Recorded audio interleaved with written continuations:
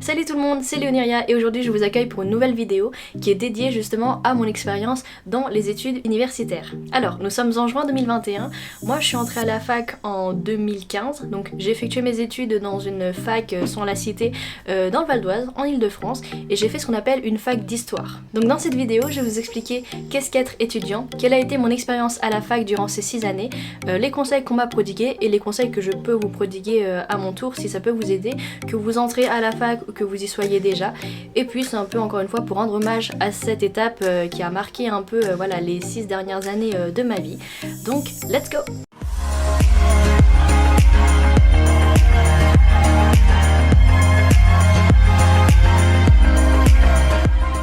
Cette vidéo va essentiellement concerner ce qu'on appelle la licence d'histoire. La licence d'histoire, c'est quoi? C'est une formation que l'on fait pendant 3 ans à l'université, si tout va bien, et au bout de ces 3 ans, on obtient le diplôme qui s'appelle justement une licence.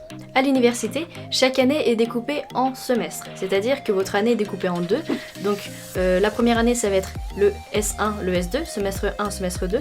La deuxième année de licence, ça va être le S3 et le S4, semestre 3, semestre 4. Et la troisième année, ça va être semestre 5, semestre 6. S5, S6. Donc le premier semestre de l'année en fait, que ça soit S1, S3 ou S5, ça va être à peu près de septembre jusqu'à décembre, voire janvier, début janvier. Et le deuxième semestre, donc le S2, le S4 ou le S6, lui, il va plutôt commencer début janvier jusqu'à fin avril, mi-mai. En histoire, vous avez deux types d'épreuves principales. Vous avez ce qu'on appelle des commentaires de documents et vous avez ce qu'on appelle des dissertations. Donc la dissertation, bah, c'est simple, hein, on vous donne un sujet ou 2 sujets ou 3 sujets au choix, et puis vous commencez à restituer votre cours tout en essayant voilà, de répondre au sujet avec une introduction, un développement et ensuite une conclusion. Et un commentaire de document, bah c'est simple, vous avez un document ou un corpus de documents, c'est-à-dire un ensemble de documents, et vous faites la même chose justement afin de traiter les documents, donc avec toujours une introduction, un développement et une conclusion. À la fac également, vous avez deux types de cours. Vous avez ce qu'on appelle les CM, donc les cours magistraux, ça va être les cours justement qui se déroulent essentiellement en amphithéâtre, et vous avez également les TD. Les TD, c'est les travaux dirigés. Donc les TD, c'est quoi? Bah, c'est tout simplement en fait des cours d'approfondissement généralement des CM, ou alors c'est des cours d'option, et c'est des cours que vous faites en jauge restreinte par rapport aux cours que vous avez en amphithéâtre. Donc pour faire simple, en fait, vous êtes en demi-groupe, quoi. Donc ces TD, comme je l'ai dit, ça peut être des approfondissements des cours que vous avez en CM, et donc là généralement vous avez souvent des exposés à faire. Ou alors ces cours ça peut être des options, donc généralement à la fac vous avez des professeurs qui certes enseignent une matière générale, mais aussi certains peuvent être spécialisés dans tel domaine, et du coup ce sont eux qui assurent justement des TD, mais voilà, faut vraiment entendre ça comme des options en fait. Bon, c'est peut-être un peu flou ce que je vous raconte, mais si vous ne comprenez pas, je vous mets des exemples en description justement dans un fichier, des exemples de cours, que ce soit des CM ou des TD, que j'ai eu justement à ma fac d'histoire. Si je reviens aux TD, je vous ai dit tout à l'heure que les TD, donc les travaux dirigés, c'était bien souvent des cours qui approfondissaient les CM. En fait, nous, comment ça se passait dans notre université? Donc, on avait bien évidemment les cours magistraux en amphithéâtre, et les TD, on était répartis en groupes dans différentes classes, en fait. Donc, vous aviez le groupe 1, c'est le TD1, le groupe 2, le TD2, etc. Vous avez compris. Et donc, à chaque séance, un étudiant présentait pendant 30 minutes à peu près un exposé sur un sujet qu'il avait choisi ou qu'on lui avait imposé, et ensuite voilà, il répondait à des questions du professeur, et ensuite le professeur reprenait l'exposé de façon générale en proposant une correction. Donc nous c'était des séances de 2 heures, donc du coup pendant 30 minutes le premier étudiant passait, pendant 30 minutes on faisait une reprise de l'exposé, et après on enchaînait avec un deuxième étudiant qui présentait à nouveau son sujet, donc un sujet différent bien évidemment, et voilà, on repartit pour 30 minutes de questions et de reprise de l'exposé. Et quand vous présentez un exposé, alors c'est pas forcément obligatoire suivant les professeurs, mais c'est bien d'avoir un PowerPoint et de savoir faire un PowerPoint, du moins un diaporama, pour justement illustrer votre propos, et ça permet aussi aux étudiants qui vous écoutent et à votre professeur de suivre aussi votre plan. Alors, quand vous êtes en licence d'histoire, du coup, bien évidemment, vous êtes obligé de passer par l'étude des 4 périodes principales, c'est-à-dire l'Antiquité, le Moyen-Âge, l'époque moderne et ensuite l'époque contemporaine. Mais aussi, comme je l'ai dit tout à l'heure, vous pouvez prendre des options qui sont en fait des cours assurés par des professeurs qui sont spécialisés dans le sujet justement que vous avez pris. On a tous des profils différents face au cours. Il y en a qui vont tout de suite comprendre ce que raconte le professeur, il y en a qui vont avoir plus de mal, il y en a qui vont également ne pas prendre en note, oublier certaines choses également, tout en essayant de prendre en note. Donc le premier conseil que je peux vous donner, c'est d'aller en bibliothèque. Moi, pour la petite info, le premier semestre, donc quand j'étais en L1, lors de ma semaine d'intégration. Donc on avait visité un peu les locaux, on avait visité en partie la bibliothèque et les étudiants qui nous faisaient la visite nous ont dit « Vous verrez, la bibliothèque c'est un peu votre deuxième maison ». Moi, quand on m'a dit ça, clairement, j'ai un peu rigolé dans ma tête parce que j'étais pas du tout une personne qui fréquentait les bibliothèques. Et effectivement, quand j'ai eu ma première session de partiel, donc c'est-à-dire octobre, juste avant les vacances d'octobre, bah, je me suis ramassé un 8 sur 20. Et depuis ce jour-là, effectivement, je suis toujours allée en bibliothèque, que ce soit pendant les heures de trou que j'avais, ou alors lorsque j'avais terminé les cours l'après-midi, fin d'après-midi, ou bien même le matin, quand je commençais que l'après-midi, j'allais à la bibliothèque. Mes amis d'ailleurs vous diront que j'étais une abonnée de la bibliothèque.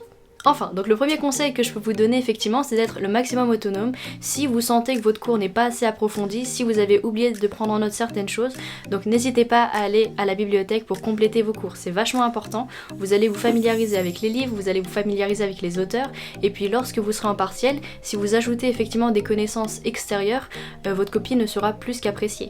Alors aussi, on n'est pas tous égaux en termes d'appropriation du cours. Il y en a qui vont prendre en note via un ordinateur, il y en a qui vont prendre en note également de façon manuscrite. Donc c'est vraiment à vous de vous approprier votre façon d'apprendre, donc de trouver votre propre méthode. Donc vous pouvez faire des fiches, vous pouvez faire également des cartes mentales, vous pouvez faire des sketch notes, vous pouvez faire également des tableaux, vous pouvez faire des schémas, etc. Donc c'est vraiment à vous de trouver votre méthode pour le coup. Et donc effectivement, quand vous enchaînez une semaine, voire 2 semaines de partiel d'un coup, croyez-moi, il faut vraiment apprendre régulièrement, surtout quand vous êtes en histoire, voilà, ça peut aider effectivement. Donc en histoire et comme dans d'autres matières, apprendre c'est bien, mais comprendre c'est encore mieux. Tout à l'heure je vous ai dit qu'il y avait 2 types à peu près d'épreuves en histoire, en licence histoire, et c'est un peu valable aussi en licence géo. C'est-à-dire qu'on va retrouver à chaque fois la même structure dans votre copie, que ça soit une dissertation ou un commentaire de document, on doit toujours retrouver une introduction, un développement et une conclusion. Et donc dans chacune de ces parties, vous avez des sous-parties.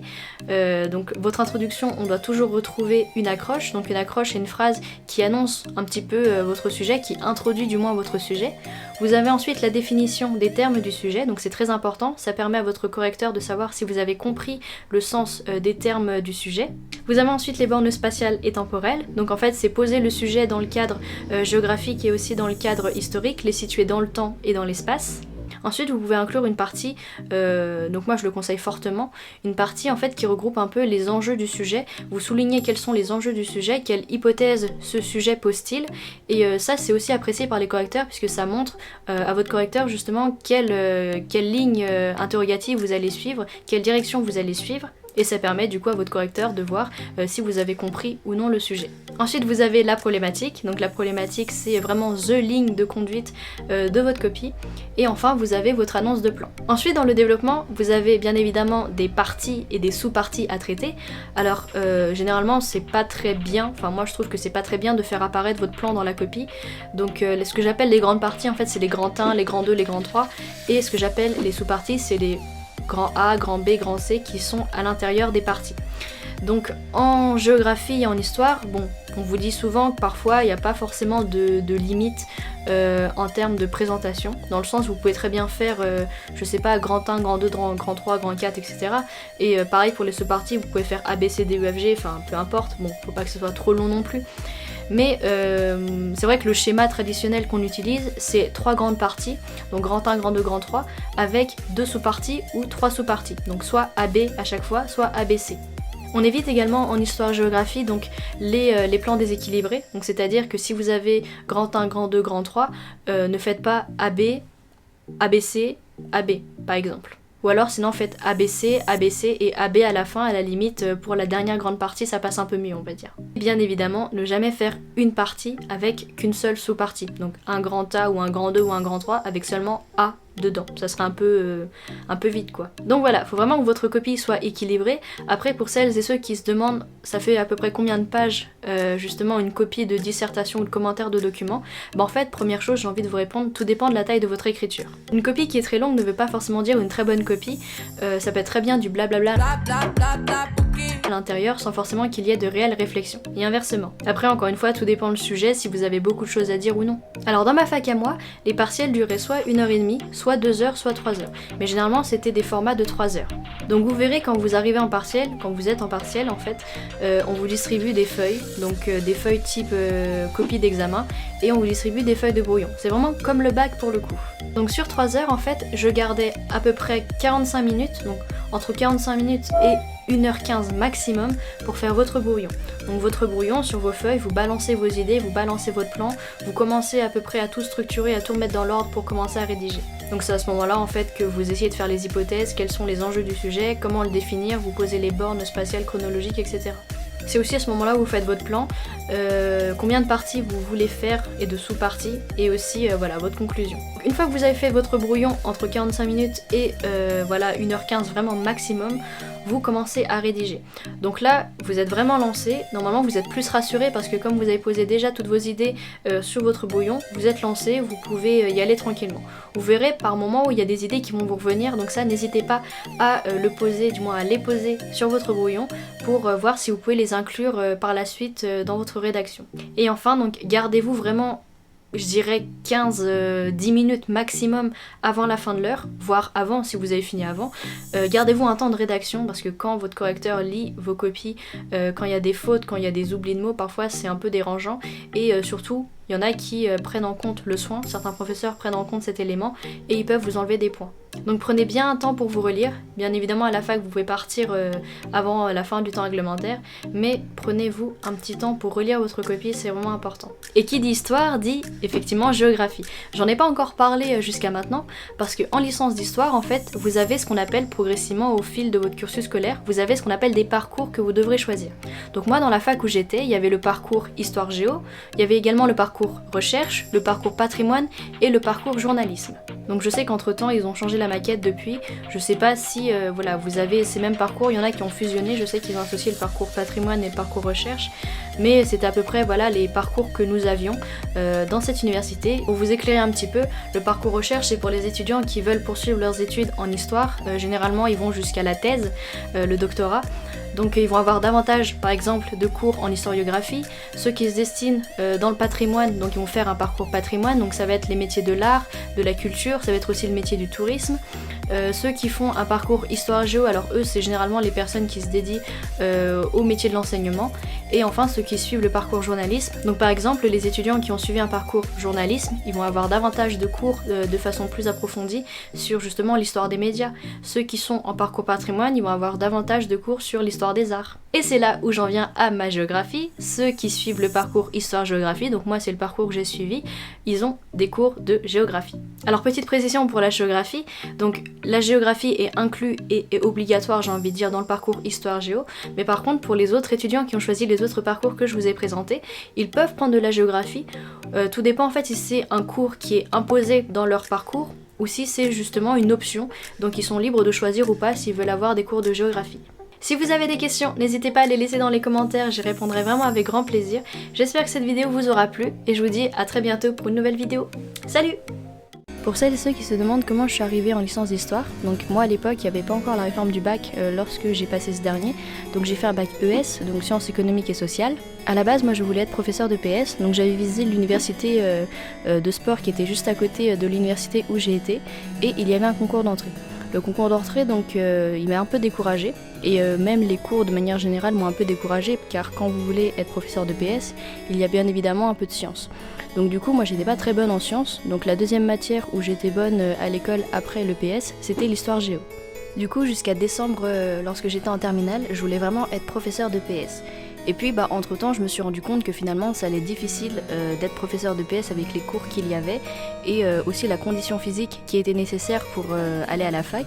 Et en même temps, il y avait l'émission Danse avec les stars qui était passée, et c'était Emmanuel Moir qui avait remporté cette édition avec Faux Photo. Donc tout au long de l'émission, en fait, ils avaient présenté le parcours d'Emmanuel Moir, et c'est vrai qu'il avait commencé sa carrière en jouant Louis XIV dans la comédie musicale Le Roi Soleil. Alors du coup ça m'a donné envie de regarder à nouveau ce spectacle, donc il était sorti, enfin du moins les premières représentations étaient en 2005-2006, je sais plus exactement, mais toujours est-il que moi j'étais trop petite à l'époque et puis donc j'aurais pas forcément compris grand chose et l'histoire c'était vraiment pas mon domaine d'intérêt.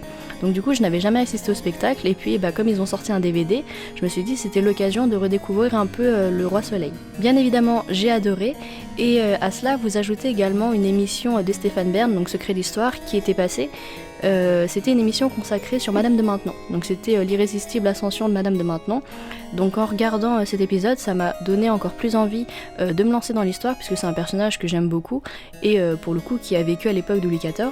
Donc c'est un peu ces deux éléments finalement qui m'ont vraiment poussé, du moins qui ont confirmé ce goût à aller en histoire et en géographie par la même occasion. Mais voilà comment je me suis retrouvée du coup en licence histoire. Tout à l'heure, je vous ai parlé aussi des méthodes d'apprentissage de chacun face aux cours. Donc moi, j'étais plutôt team ordinateur et team fiche. Donc ce que je faisais, c'est que, comme je vous expliquais, lorsque j'avais des trous avant ou après les cours également, je surlignais, je complétais mes cours à la bibliothèque et j'utilisais effectivement le stabilo pour mettre en avant les éléments les plus importants. Donc déjà, rien que le fait de revoir ces cours, de corriger également les petites coquilles que vous avez, de les compléter, vous les relisez déjà en soi. Ensuite, quand vous surlignez, vous relisez à nouveau votre cours. Et moi, ce que je faisais, c'est qu'une fois que j'avais fait tout ça, et le soir, j'avais juste à relire et mettre ça dans ma tête rapidement. Et la leçon était, on va dire, prête, entre guillemets, dans ma tête. Et lorsque les partiels arrivaient, alors dans certains cas, vous pouviez avoir des semaines de révision, dans d'autres cas, ce n'était pas forcément possible. Et du coup, moi ce que je faisais, donc j'avais des semaines de révision pour mon université, ce que je faisais c'est que je relisais vraiment les cours une dernière fois entre guillemets dans la semaine. Ça m'arrivait aussi de relire mes cours la veille, bon c'est pas très conseillé mais moi c'est ce que je faisais. Voilà comment à peu près je fonctionnais en tout cas durant ces 3 années de licence. Je fais de toi